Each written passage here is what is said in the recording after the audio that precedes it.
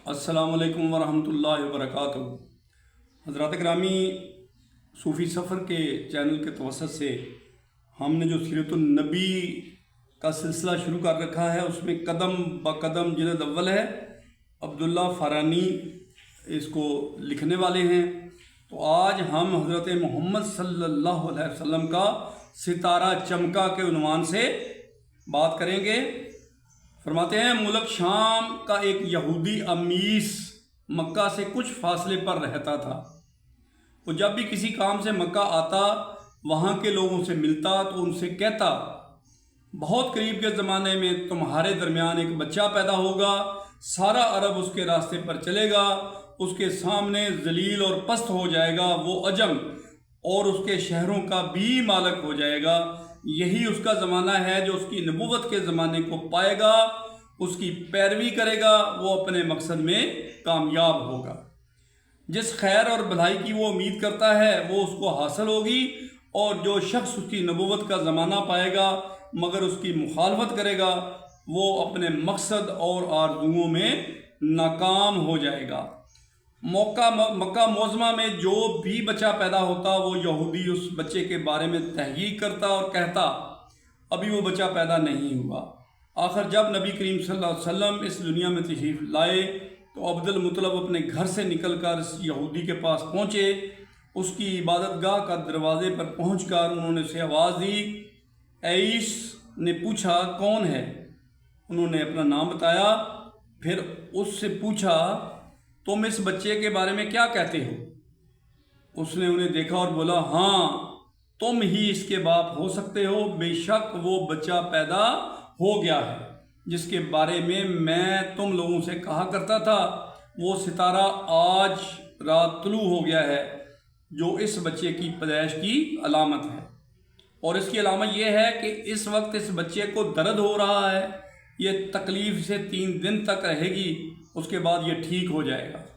राहब ने जो ये कहा कि बच्चा 3 दिन तक तकलीफ़ में रहेगा, तो इसकी तफसील ये है कि आपने 3 दिन तक दूध नहीं पिया था, और यहूदी ने जो ये कहा था कि हाँ आप ही इसके बाप हो सकते हैं, उससे मुराद ये है कि अरबों में दादा को भी बाप कहा जाता था। और नबी करीम सल्लल्लाहु अलैहि वसल्लम ने एक बार ख़ुद फरमाया था, मैं अब्दुल मुत्तलिब का बेटा हूँ। यहूदी ने अब्दुल मुत्तलिब से ये भी कहा था, इस बारे में अपनी ज़बान बंद रखें, यानी किसी को कुछ ना बताएं, वरना लोग इस बच्चे से ज़बरदस्त हसद करेंगे। इतना हसद करेंगे कि आज तक किसी ने ऐसा ना किया होगा, और इसकी बहुत सख्त मुखालफत होगी कि दुनिया में किसी और की इतनी मुखालफत कभी नहीं हुई। पोते के मुतल्लिक़ ये बातें सुनकर अब्दुल मुत्तलिब ने ऐस से पूछा, इस बच्चे की उम्र कितनी होगी? यहूदी ने इस सवाल के जवाब में कहा, अगर इस बच्चे की उम्र तबई हुई तो वो भी 70 साल तक नहीं होगी, बल्कि इससे पहले ही 61 या 63 की उम्र में वफ़ात पा जाएगा, और इसकी उम्मत की औसत उम्र भी इतनी ही होगी। इसकी पैदाइश के वक्त दुनिया के बुत टूट कर गिर जाएंगे। ये सारी अलामात इस यहूदी ने गुज़श्ता अंबिया की पेशगोइयों से मालूम की थीं। ये सब की सब सच्ची साबित हुई। कुरैश के कुछ लोग उमर बिन नफ़ील और अब्दुल्ला बिन हजश वगैरह एक बुत के पास जाया करते थे। ये उस रात भी उसके पास गए जिस रात आप सल्लल्लाहु अलैहि वसल्लम दुनिया में तशरीफ़ लाए। उन्होंने देखा कि वो बुत ऊंधे मुंह गिरा हुआ पड़ा था। इन लोगों को ये बात बुरी लगी। उन्होंने उसको उठाया, सीधा कर दिया, मगर वो फिर गिर गया। उसने फिर उसको सीधा किया, फिर वो उल्टा हो गया। इन लोगों को बहुत हैरत हुई, ये बात बहुत अजीब लगी। तब इस बुत से आवाज़ निकली, ये एक ऐसे बच्चे की पैदाइश की खबर है जिसके नूर से मशरक़ और मगरब में ज़मीन के तमाम गोशे मुनव्वर हो गए हैं। बुत से निकलने वाली आवाज़ ने उन्हें और भी ज़्यादा हैरत ज़दा कर दिया। इसके अलावा एक और वाक़या पेश आया कि ईरान के शहनशाह कसरा नौशेरवान का महल हिलने लगा। इसमें शिगाब पड़ गए। नौशेरवान का ये महल नहायत मजबूत था, बड़े बड़े पत्थरों और चूने से तामीर किया गया था। इस वाक़े से पूरी सल्तनत में दहशत फैल गई। शगाब पड़ने से खौफनाक आवाज़ भी निकली थी। महल के 14 किंगरे टूट कर नीचे आ गिरे थे, آپ کی پیدائش پر ایک واقعہ پیش آیا کہ فارس کے تمام آتش کدوں کی وہ آگ بجھ گئی جس کی وہ پوجا کیا کرتے تھے اور اس کو بجھنے نہیں دیتے تھے، لیکن اس رات ایک ہی وقت میں تمام کے تمام آتش کدوں کی آگ آنن فانن بجھ گئی۔ آگ کے پوجنے والوں میں رونا پیٹنا مچ گیا۔ کسریٰ کو یہ تمام اطلاعات ملی تو اس نے ایک کاہن کو بلایا۔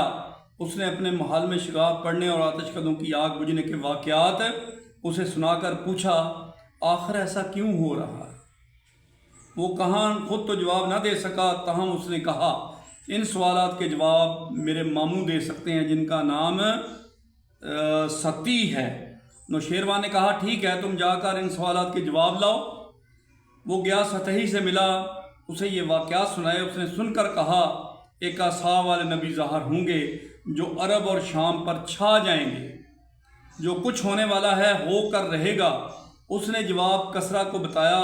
اس وقت تک کسریٰ نے دوسرے کہانوں سے بھی معلومات حاصل کر لی تھیں، چنانچہ یہ سن کر اس نے کہا، تب پھر ابھی وہ وقت آنے میں دیر ہے، یعنی ان کا غلبہ میرے بعد ہوگا۔ پیدائش سے 7ویں دن عبد المطلب نے آپ کا عقیقہ کیا اور نام محمد رکھا۔ عربوں میں اس سے پہلے یہ نام کسی کا نہیں رکھا گیا تھا۔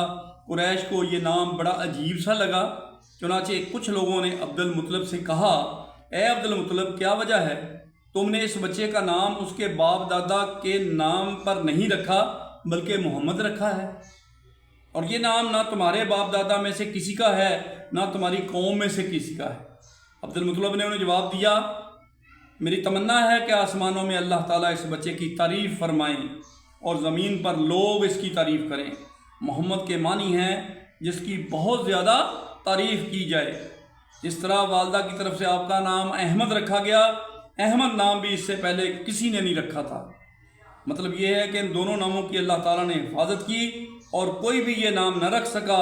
احمد کا مطلب ہے سب سے زیادہ تعریف کرنے والا۔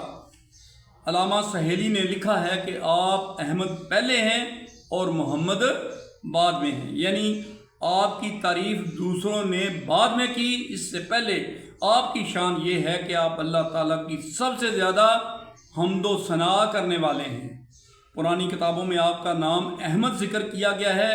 اپنی والدہ کے بعد آپ نے سب سے پہلے صوبیہ کا دودھ پیا۔ صوبیہ نبی اکرم صلی اللہ علیہ وسلم کے چچا ابو لہب کی باندھی تھی۔ ان کو ابو لہب نے اپنی پیدائش کی خوشی میں آزاد کر دیا تھا۔ اور اس میں یہ بات بتانا میں ضروری سمجھتا ہوں کہ جس انگلی سے اس نے آزادی کا اس کو پیمانہ دیا تھا، وہ انگلی جو ہے وہ عذاب میں نہیں آئی بلکہ وہ ٹھنڈی رہی ہے۔ یہ بھی حدیث شریف ہے۔ صوبیہ نے آپ کو چند دن تک دودھ پلایا۔ انہیں دنوں صوبیہ کے ہاں اپنا بیٹا پیدا ہوا تھا۔ آپ کی والدہ نے اس کو صرف 9 دن تک دودھ پلایا۔ ان کے بعد صوبیہ نے دودھ پلایا۔ پھر دودھ پلانے کی باری حضرت حلیمہ سعدیہ رضی اللہ تعالیٰ عنہ کی آئی۔ حضرت حلیمہ سعدیہ رضی اللہ تعالیٰ عنہ دوسری عورتوں کے ساتھ اپنی بستی سے روانہ ہوئیں۔ ان کے ساتھ ان کا دودھ پیتا بچہ اور شوہر بھی تھے۔ حلیمہ سعدیہ رضی اللہ تعالیٰ عنہ دوسری عورتوں کے بعد مکہ میں داخل ہوئیں۔ ان کا خچر بہت کمزور اور مریل تھا۔ ان کے ساتھ ان کی کمزور اور بوڑھی اونٹنی بھی تھی، وہ بہت آہستہ چلتی تھی۔ ان کی وجہ سے حلیمہ رضی اللہ تعالیٰ عنہ قافلے سے بہت پیچھے رہ جاتی تھیں۔ اس وقت بھی ایسا ہی ہوا، وہ سب سے آخر میں مکہ میں داخل ہوئیں۔